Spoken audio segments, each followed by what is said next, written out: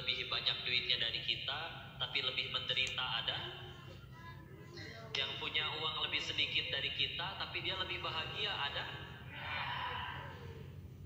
Kalau emang bahagia itu dari situ, ya berat. Kalau emang bahagia itu harus kaya dulu, berarti Allah yang gak adil. Kan yang bagiin rezeki Allah.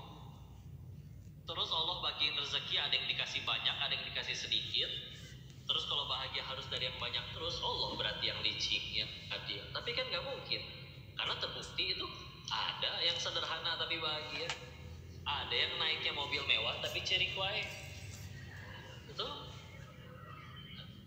Ya, nih bayangin ya, kok dengan mengambil yang bukan haknya, kan banyak uang Bu, banyak uang kok. Uang banyaknya mau dipakai apa? Bisa beli makanan misal, yang lain bisa beli 1 bungkus, aku bisa 1000 bungkus. Oke, dibeli 1000 bungkus. Emang muat perutnya? Ya. Tapi kan bisa disimpan buat besok. Emang masih awet, gak basi kalau dibesokin? Justru lebih bahagia kalau dibagiin. Kok? Tapi kan bisa beli yang enak. Oke, enak, nah relatif. Nah, tapi kalau dibandingin tempe bacem yang nyaris basi sama steak tenderloin yang 1,5 juta, bedanya cuma di sini 5 cm. Ya. Kalau dia cadel cuma 3 cm berarti. Ya. Begitu ketelan lewat sini, emang di perut rasanya sama. Ibu kenyang makan tempe sama kenyang makan daging, di perut beda gitu Bu? Asa sama gitu ya, begah-begah juga. Ada apa yang lebih sama? Sama keluarnya bau. Kok ini makanan mahal banget, apa kelebihannya? Oh iya, keluarnya wangi. Enggak ada, anggar we bau ya. Di bawah eta bangke di dalam perut ya. Oke, makanan kita kalah ya, tapi kan bisa beli bangunan mewah, villa. Emang kalau bangunannya gede, tetap aja tidurnya 1 kali 2 meter di atas kasur. Bapak ngegelinding itu di setiap bangunan rumahnya. Nonton ngaguling-guling, saya belum tidur di ubin belah situ tuh, ngaguling. Enggak.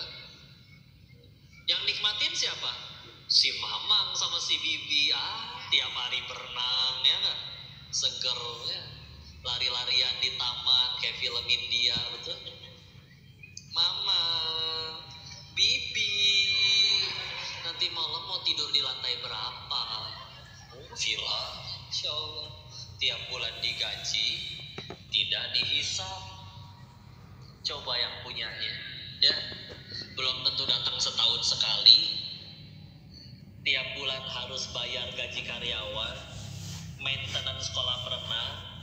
Belum token Bu, punya villa ngisi token 20.000, sekserikan buku batur ya.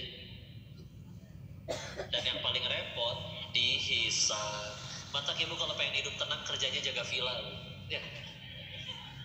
Insya Allah. Tadi dari bicara sudut pandang punten ya, punten.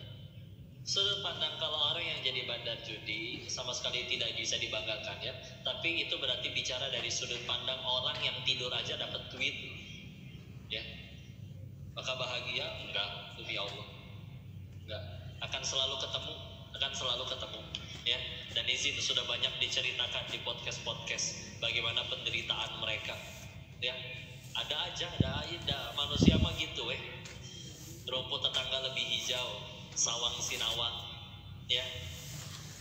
Ya udah. Terus akhirnya dia beli bangunan pun sama, nggak bisa dipakai. Kemarin ini teh jalan-jalan ceritanya teh ada waktu rihlah ke Pulau Seribu, dikasih lihat, dianterin naik kapal kecil ke ada pulau, isinya pulaunya kecil dan cuma ada 1 villa di situ ya. Saya tanya, ini kok villanya rusak begini? Yang jaga cuma sendirian. Iya, yang punyanya udah gak pernah datang. Siapa yang punyanya? Oh, orang besar lah di zaman dulu. Sampai pulaunya punya dia juga ya. Kapan terakhir datang? Sekarang ya orangnya udah meninggal. Dan ketika dulu sebelum meninggal juga terakhir datang adalah 40-an tahun yang lalu. Punya mah punya, tiap bulan ngegajiin ya. Apa tuh yang dikejar ya? Nih Bu ya, yang di dalam Islam itu kalau bicaranya bahagia kita sama sekali tidak bicara tentang nominal, tentang angka, tentang jumlah. Tapi bicaranya adalah berkah. Ya. Satu harinya saya, satu harinya Bapak Ibu, sama satu harinya Nabi, sama-sama 24 jam. Kita sama-sama perlu makan, kita sama-sama perlu tidur, kita perlu sama-sama kerja, nyari nafkah, ya. Tapi ada orang yang 24 jam sama sehari, tapi ada orang yang setelah 40 tahun hidup malah banyak utang, dikejar-kejar orang, dibenci sama orang, sampai bahkan ada orang yang meninggalnya disyukurin orang, alhamdulillah mati juga itu orang. Ada orang kayak begitu? Ada. Tapi ada orang yang Masya Allah hidupnya benar-benar jadi manfaat, jadi kebaikan. Ya. Ibu tahu buku Iqra? Salah satu adab dalam baca kitab itu kita mesti tahu nama penulisnya.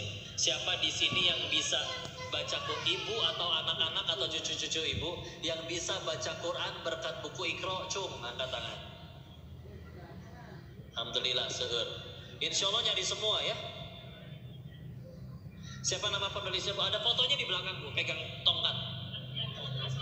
Kiai Haji Asad Huma Mumtaz, barakallahu. Kenapa beliau teh kok? Sekedar info, artikel terakhir yang saya baca tentang beliau, buku Iqra itu cetakan resmi yang terjualnya itu sudah mencapai 150 juta kopi. 150 juta. Berarti beliau yang telah wafat setiap harinya dapat transferan pahala dari 150 juta orang baca Al-Quran ngalir kepada beliau. Coba 150 juta orang ya.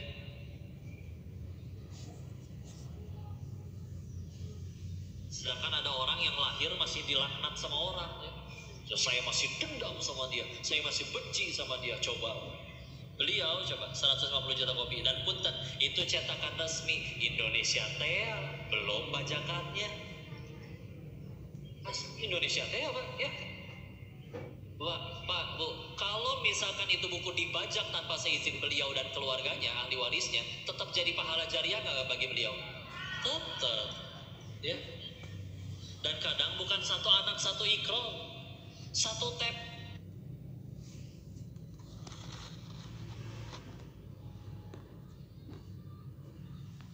Peki 30 anak satu Iqra. Ngalir lagi dari tambahan 1000 orang. Coba. Padahal beliau hidupnya seperti apa? Beliau hidupnya beliau hidupnya dari umur 18 tahun. Kenapa megang tongkat? Karena dari umur 18 tahun beliau sudah tidak bisa berjalan lagi, lumpuh. Maka dia pakai tongkat. Coba ibu umur 18 Bu, lagi cantik-cantiknya Bu, lagi banyak yang naksir, umur lagi asik-asiknya main.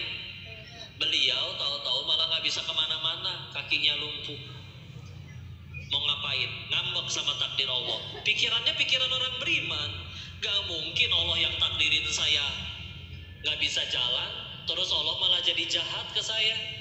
Pikirannya bagus, ngerasa ya Allah dan saya ngerasa bukan. Beliau tidak mengakui diri beliau ahli tafsir, ahli hadis. Apa itu yang dikuasai? Yang huruf hijaiyah weh.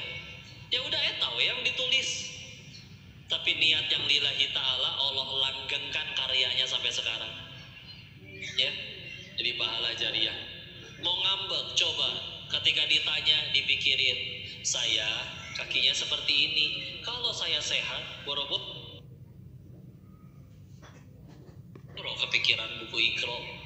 Mungkin saya lagi pergi maksiat. Sekarang gimana caranya saya pergi maksiat? Kaki kayak begini. Berarti kalau saya dipersulit buat maksiat, bukankah saya sedang dipersulit ke neraka? Kalau saya sedang dipersulit ke neraka, bukannya sama aja saya sedang dipermudah ke surga? Kalau saya dipermudah ke surga, berarti bukankah ini adalah kebaikan? Coba punya hati kayak gitu. Karena kalau hatinya belum kayak gitu, punya uang berapa kayak ngambek wae. Hal-hal aneh yang saya lihat di Thailand Bu ya. Ada istri minta cerai ke suaminya Bu, karena tidak dibelikan mobil yang kelima. Ada. Mungkin mobil ke-1 sampai mobil ke-4 mobil mobil Hot Wheels sebenarnya. Jadi ngambek ya. Ya. Di resto lagi ngobrol, nggak dengerin yang ngobrol kakuping, bukan yang kakuping, namanya duduknya deketan ya. Cerita lah dia tentang rencana, masih cantik orangnya, masih merawat diri ya. Ternyata dengar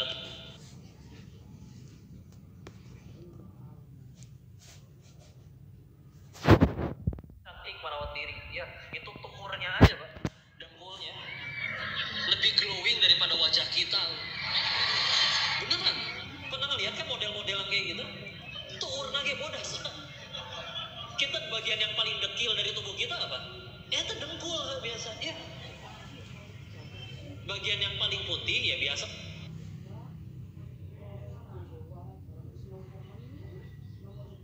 Wajah paling.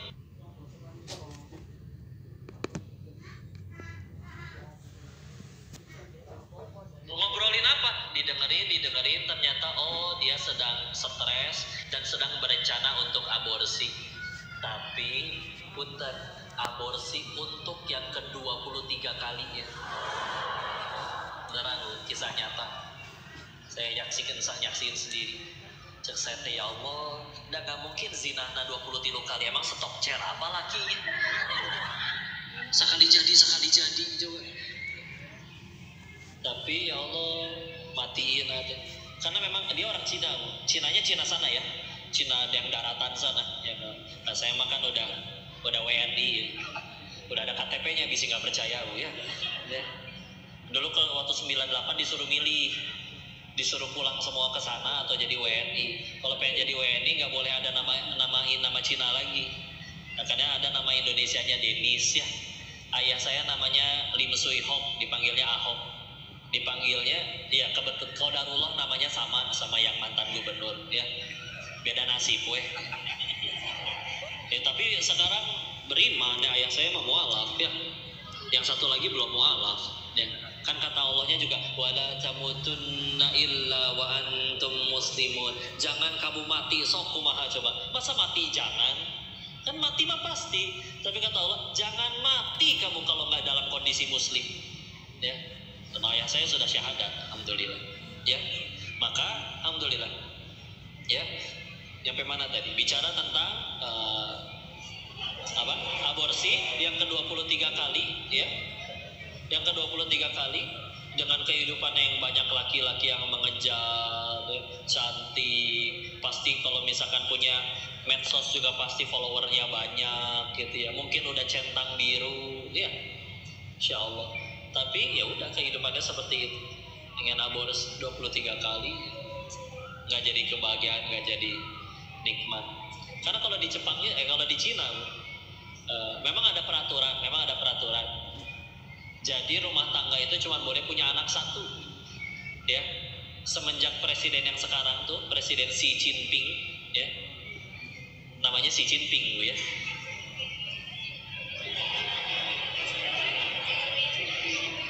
Bu, ibu jangan serikeun nama ini di sana, Bu, dihukum mati, Bu. Ini Xi Jinping ini ya akhirnya jadi bolehlah bahwa punya anak 2, ya. Kok gimana kalau lahir anak ketiga? Pilihannya 2, ya, bayar denda ke negara. Kalau dirupiahin dendanya 33 juta. Kalau pengen anak ini tetap lahir. Ya gimana ibu yang kebablasan melulu ya? Tahu-tahu udah 7 anak teh ya. Insya Allah. Nah ini kalau ternyata pengen tetap tidak digugurin maka harus bayar ke negara 33 juta. Kalau nggak sanggup gimana? Ditunjuk sama negara klinik aborsinya. Di sana legal. Kalau nggak mampu dia dibiayain, ya. Karena memang kita tahu ya negara dengan penduduk terbanyak, ya Cina memang ya. Terakhir teh 1, berapa miliar gitu ya. Jadi padat, ya. Maka ya sudah sampai seperti itu, ya. Dan ternyata sederhana, ternyata bahagia itu ya. Kami berkesimpulan bahwa jadi bahagia itu salah satu caranya ada 2 ya. 1, kita balik lagi jadi kayak anak kecil. Kita lihat anak kecil lebih mudah bahagia daripada kita, ya. Orang dewasa sama anak-anak ilmunya lebih banyak orang dewasa atau anak-anak? Orang dewasa tahu cara nyetir mobil, tahu cara mengoperasikan komputer. Anak kecil mah nangis makan itu ya. Tapi mereka lebih bahagia ya. Benjol sama temennya, 5 menit kemudian udah bayan lagi. Yang berantem ibu ya. Nah, kamu habis benjol sama dia. Sederhana anak-anak. Benjolnya udah gak sakit, dia punya mainan yang disukai, ya kau udah bayar. Anak kecil sama orang dewasa, uangnya banyakan siapa? Orang dewasa. Kecuali Rafathar sama Cipung mungkin ya. Agak beda dia mah. Gak mesen tahu-tahu lahir di keluarga yang itu ya. Maka, tapi kita lihat kenapa kita lebih sulit bahagia dibanding mereka. Satu alasan sederhananya lah, di hati anak-anak mereka belum punya ilah selain Allah, belum punya pesaing Allah. Kita makin gede ngerasain, gini ya rasanya punya banyak uang teh enak, gini ya rasanya punya jabatan teh enak, gini ya rasanya viral populer teh enak. Itu kita biarkan menjadi ilah, menjadi pesaing Allah di hati kita, bahkan menjadi penentu kebahagiaan kita. Sampai akhirnya kalau di kota besar wajar kita ngelihat ada orang yang baru gajian dia masih ambekan kene. Percuma gaji 10 juta, saya mah baru bahagianya nanti kalau uangnya udah sebanyak dia. Saya mah baru bahagianya nanti kalau mobilnya udah sebanyak dia.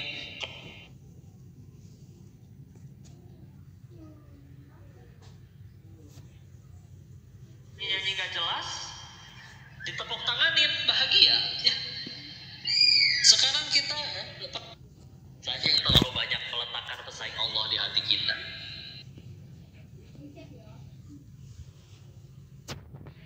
Ya. Dan akan kita bicara la ilaha illallah, apa artinya? Nah, ternyata kan Tuhan tuh kalau dalam bahasa Arab tuh lebih tepatnya pakai kata Rabb. Rabbi, Tuhanku. Rabbana, Tuhan kami. Rabbul alamin, Tuhan semesta alam. Kalau ilah apa? Ilahin nas, apa terjemahannya surat An-Nas? Sesembahan manusia. Sesembahan ilah itu ya. Secara lugawi. Nanti kalau secara bahasa, nanti secara makna meluas. Termasuk salah satunya adalah yang mendominasi hati kita. Jadi gampang ngelihatnya. Dan ini yang nentuin bahagia atau menderitanya orang. Kok sholat sih dia kok. Tapi ketinggalan sholat gak pernah sedih. Pas kehilangan jabatan nangis ngejerit-jerit. Berarti ilah di hatinya adalah jabatan. Ya. Kok sholat tapi ketinggalan sholat gak pernah nangis. Pas kehilangan uang dia baru nangis. Berarti ilah di hatinya. Iya kan? Gitu kan? Coba ada teman saya ngoleksi buku komik. Tahu buku komik? Hilang satu dia nangis bu, guling-guling bu. Ya. Tapi giliran orang yang gak ngoleksi buku komik dapat warisan dari pamannya nih 2 lemarian komik, hilang 1 lemari juga biasa aja hari-hari. Kan kita yang nentuin pengen bahagia karena apa kan? Maka kitanya yang meletakkan bahagia pada apa yang kita suka. Padahal aslinya bahagia itu ada pada apa yang Allah suka. Saya survei sederhana ya. 1, jawab rame-rame. 1, apa kita punya keinginan? 2, apa Allah punya keinginan? Allah ingin kita selamat, bahagia ya. 3, dari lahir sampai detik ini jawab, lebih sering ngejar yang Allah suka atau yang kita suka? Kenapa udah ngejar yang kita suka melulu, bahkan sebagian terkabul, tapi kok masih gampang sedih? Ngeluh wae. Mungkin bukan kesukaan kitanya yang salah ya, tapi ternyata ternyata bahagia itu adanya pada apa yang Allah suka, bukan yang kita suka.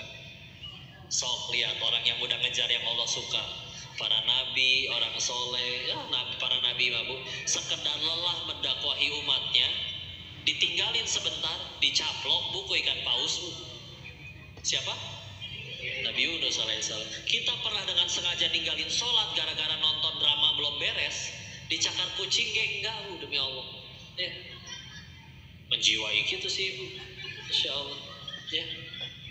Terus apakah Nabi Yunus ya di dalam perut ikan berdoa, ya Allah kita ingat tuh ya Allah, Masya Allah, pahala udah, ibadah udah, dosa terampuni, dapat ujian kayak gini ngambek ke Allah? Enggak. Doanya la ilaha illa anta subhanaka inni kuntu minadh dhalimin.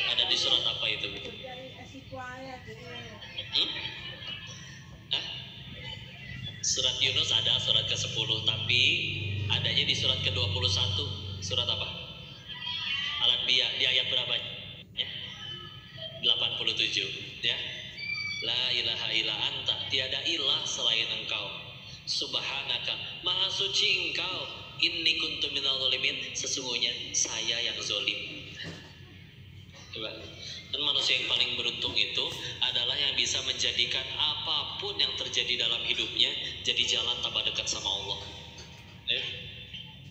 Daripada ngambek-ngambek, saya jadi ingat ini ya. Ada seorang ibu lagi di Masjidil Haram ya, beres sholat, keluar masih siang, ya Allah, langit begitu indah, luas, manusia segini banyak, pelataran segini lapang. Sambil dia menengok ke atas, tahu-tahu ada sesuatu yang hangat jatuh ke dahinya. Ceprot, naon eta Bu? Ya, kotoran burung. Maka dia masuk ke dalam, ambil wudhu, sholat tobat.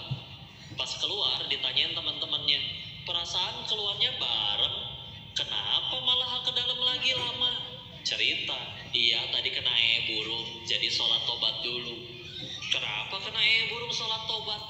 Ini kudu diceritain ini ya. Sok ngariung ya, sok mangga. Sok Bu, tinggalnya langit segitu lapang, tanah segini lapang, manusia segini banyak, tarang saya segini gini Bu.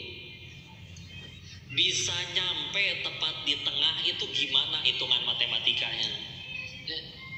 Di situ ada dosen fisika. Iya juga ya. Sudut kemiringan, massa jenisnya burung, kelembaban udara, kecepatan angin, trigonometri, sin, kostan gitu, diameter jidat, nyampe ke situ. Ada lagi yang nimbrung, ada lagi yang lebih sulit. Apa? Tingkat ke mulut. Bisa-bisanya mules lagi ngelihat si ibu. Ya, gimana? Dasar burung kurang ajar, gak ngerti burungnya. Mau berkata, saya tidak terima, tanda terimanya masih anget di jidat.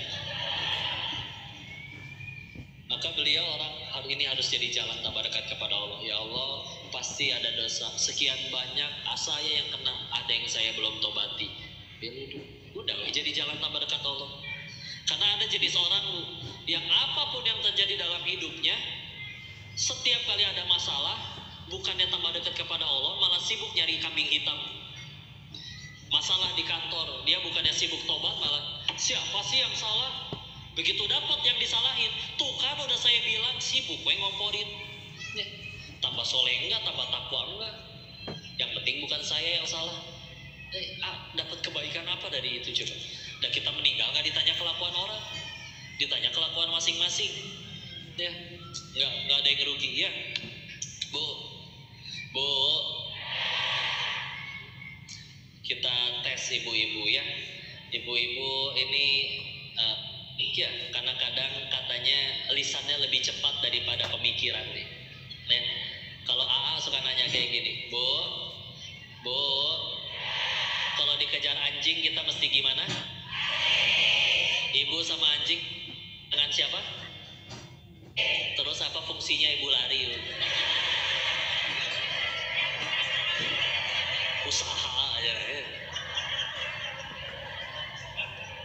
Pertanyaan yang kedua, Bu, ibu pengen punya suami yang jujur? Tanyaan selanjutnya, suami ibu mengatakan yang sejujurnya? Yakin? Tahu-tahu pulang teh bawa bayi, anak siapa itu Mas? Anak tetangga nitip. Udah ya. Masya Allah ya. Kalah karugi ya. Tenang Bu ya. Jangan alergi sama kepahitan. Karena bisa jadi pahit itu jalan kita tambah dekat sama Allah, tambah dekat ke surga. Bu, pilih ya, pilih. Ibu pilih seumur hidup keinginan kita selalu dikabul, tapi kata Allah tidak ada tempat untukmu di surga. Mau? Atau pilihan yang kedua, seumur hidup ibu mual dikabul doanya Bu, Dijamin ibu menderita melangsa seumur hidup, kata Allah. Tapi Allah janji satu doang, disediakan tempat terbaik untukmu di surganya Allah. Mau?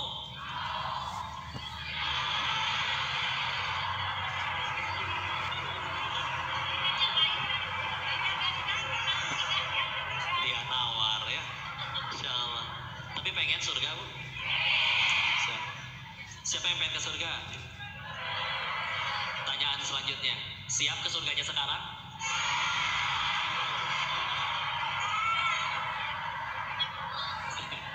Masya Allah.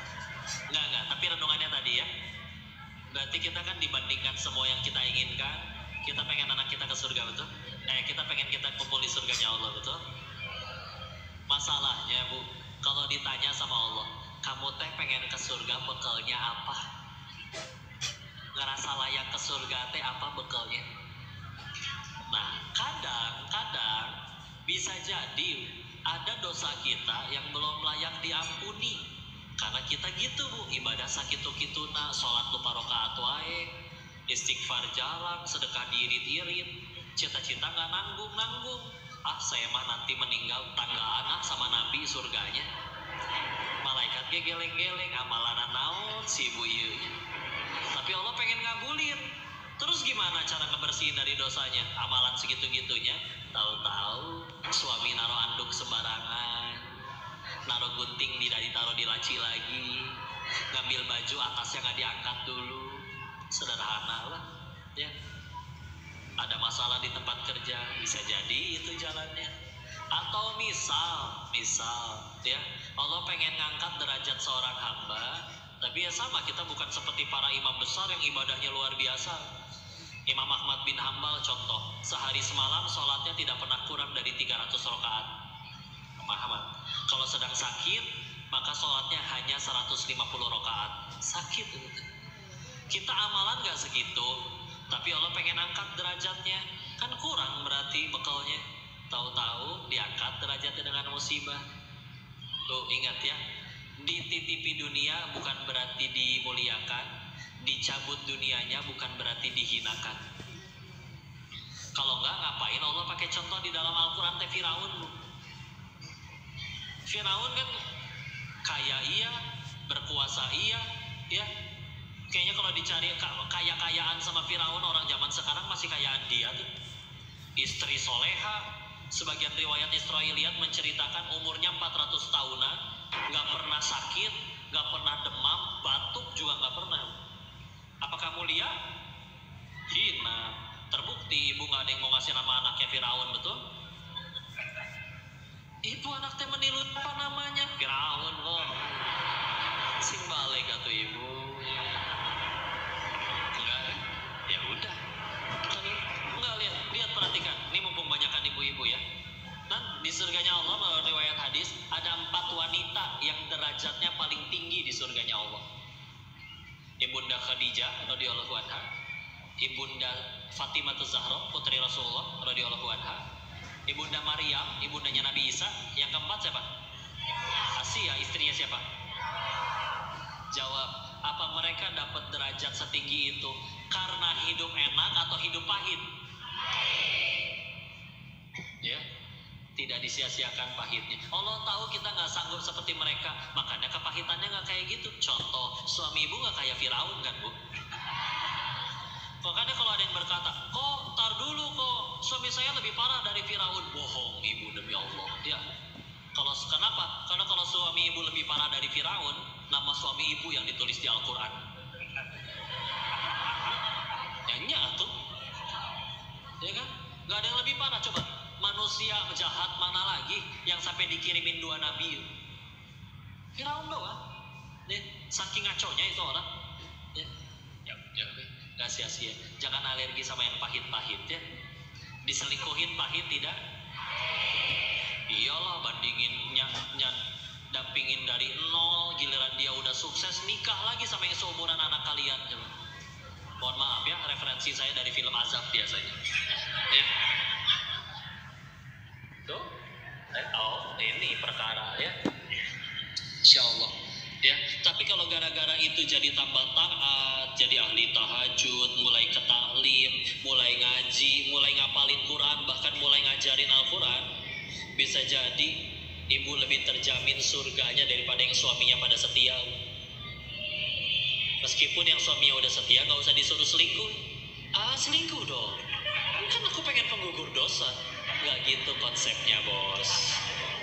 Ya, nah, tenang ya. Tapi itu terjadi begitu saja. Bu, ingat bu, tipu inna kaida syaitona kana doifa. Tipu daya syaiton itu lemah. Kapan baru jadi kuat? Kalau kita ladenin. Contoh nih ya. Ibu bete sama suami, terus pergi reunian, ya nggak? Reuni, ibu ketemu mantan. CLBK. Apal CLBK? Cepat lari bau kentut. Kan suka ada grupnya ya. Awalnya mah tidak ada rasa apa-apa ya. Tapi tahu-tahu tengah malam ada SMS yang santun berbunyi, Assalamualaikum Ukti ya. Sampai ada komiknya bu ya. Saya pengen tanya ya, suara bebek gimana bu? Suara kucing? Suara kambing? Mirip gitu bu. Suara kambing gimana? Kalau suara buaya, Assalamualaikum Ukti. Kade bu, playboy syariah ya toh. Isinya juga bagus bu, nggak ngechat apa-apa, cuman mengingatkan jangan lupa tahajud ya Ukti.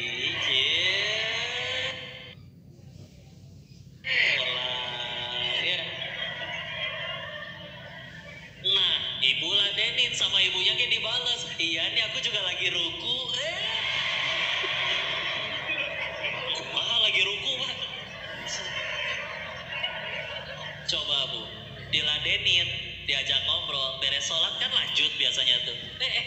Ingat ya bu ya, kalau playboy syariah tuh udah ada SOP-nya. Ya.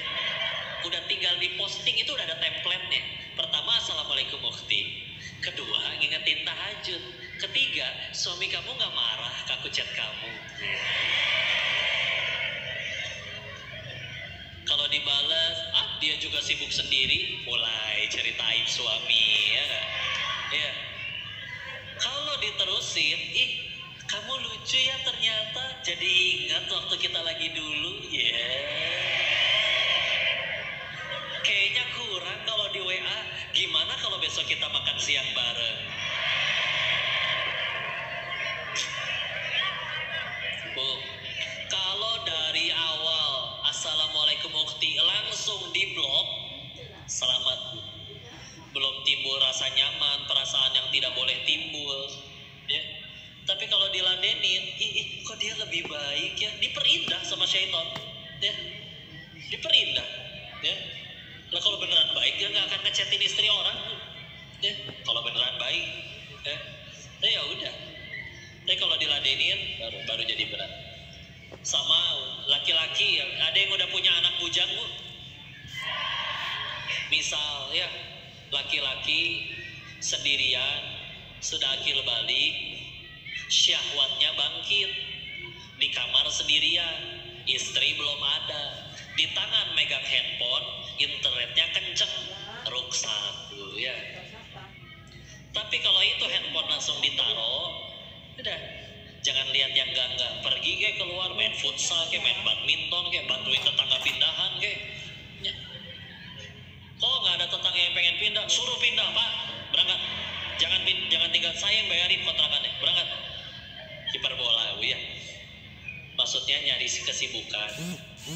Kalau nyampe akhirnya capek, nyampe rumah pulang capek, mandi, sholat, ketiduran, selamat besok udah kegiatan lagi, lupa. Tapi kalau diladenin, lihat gambar dulu ada videonya 1 jam, semenit aja mah nggak apa-apa kali, ruksak, ya, jangan diladenin, makanya tenang aja, ya.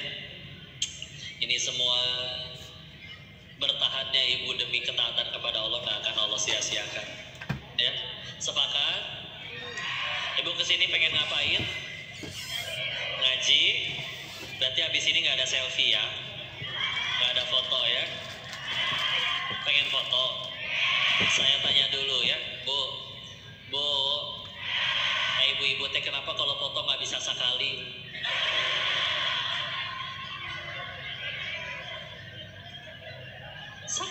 Sekali, anggar we 3 kali. Kan belum timernya 10 detik. Ya. Kan berarti nggak boleh Bu ya, tapi ya timer dan yang lain-lain matiin dulu ya. Sok saya tanya, ibu foto 10 orang. Yang 9 udah cantik, tapi ibu perem sorangan. Diulang mau Bu? Inilah baik, samina wa atona. Enggak, saya suka kasihan sama yang moto ya, dicarikan wae. Mas tolong jangan gendut ya, kumaha rek itu teh. Yang makan banyak ibu, masa saya yang diomelin? Licik, likiat sih ibu teh. Ya, sok we diulang. 10 orang yang sama, tempat yang sama, kamera yang sama. Sekarang yang 9 perem. Tapi ibu cantik sendiri. Itu kan yang diposting.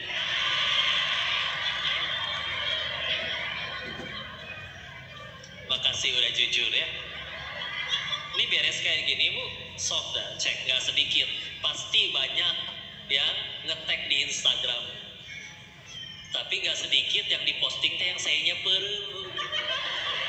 Padahal saya ingat asaan ini si ibu foto 5 kali. Kenapa yang diposting yang saya merem? Oh pasti foto yang 4 si ibunya yang perem nih. Ya, inilah ras terkuat di muka bumi ya. Sen kiri belok kanan, siapa yang salah? Dunia yang salah ya. Insya Allah. Tapi dari mereka lah terlahir anak yang soleh-soleha ya. Dan laki-laki pengen ngelahirin nggak bisa Pak. Laki-laki potensi fisik paling sakitnya cuma patah tulang. Ya, kalau perempuan yang lebih sakit dari patah tulang adalah melahirkan. Kata orang medis, melahirkan itu 27 kali lipat lebih sakit daripada patah tulang. Tapi siapa di sini yang udah lebih dari sekali melahirkan Bu? Angkat tangan. Banyak. Padahal pernah ngelihat ibu-ibu pas pertama kali ngelahirin berkata, ih amit-amit dah saya emang gak mau lagi. Angger we, jadi deui. Ya. Insya Allah, ya gitulah. Tapi bismillah ya. Kalau laki-laki suruh ngelahirin kayaknya gak akan kuat. Wanita lebih kuat, ya. Insya Allah. Lihat, ya. Tapi beneran ya, insya Allah. Kalau ayahnya yang sudah soleh, masih ada peluang anaknya tidak soleh. Contoh Nabi Nuh, anaknya ikut kena air bah. Tapi kalau ibunya yang sudah soleha, istrinya Imron, Hana, anaknya soleha, Maryamnya soleha, anaknya Nabi Isa. Khadijah radhiyallahu anha soleha, anaknya Fatimah soleha, anak-anaknya Hasan Hussein. Coba ya bismillah, meskipun pengajian ini tadi saya mikir ini satu suami bawa 3 istri atau gimana ini, kebanyakan ibu-ibunya soalnya. Kalau ya meskipun yang banyak ibu-ibunya lahir tapi dari mereka soleha semua, bismillah akan terlahir anak-anak yang soleha ya. Tenang aja. Makanya lihat, semua film azab pemeran utamanya wanita bukan? Udah ditinggiin, jatuhin lagi. Penutup saya kasih PR, Bu. Katanya di Jepang itu banyak film porno karena di sana orang pada gak mau nikah. Ya. Kalau di Korea banyaknya film drama romantis. Karena di sana perceraian tinggi, jadi dibikin nikah tuh indah banget gitu ya. Pertanyaan saya kalau di Indonesia Bu, kenapa banyaknya film azab ya? Gak usah dijawab ya.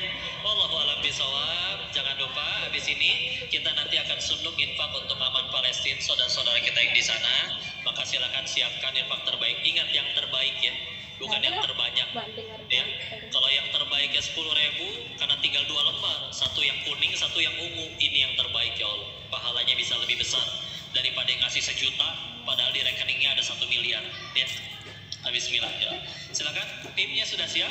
Ya, tafadhol. Saya sambil minum dulu ya.